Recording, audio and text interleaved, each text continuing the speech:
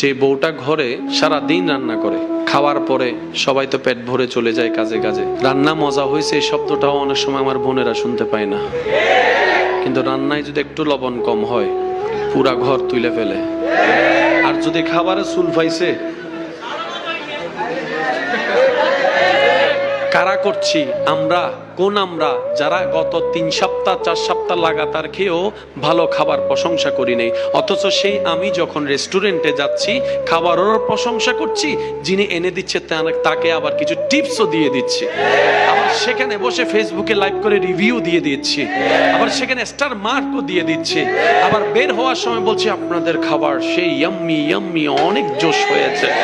আর যিনি ঘরের মধ্যে দিন রাতের ঘুম হারাম করে সকালবেলা উঠে যিনি রান্না করছেন, ওনার প্রশংসাটা আমাদের মুখ থেকে বের হয় না।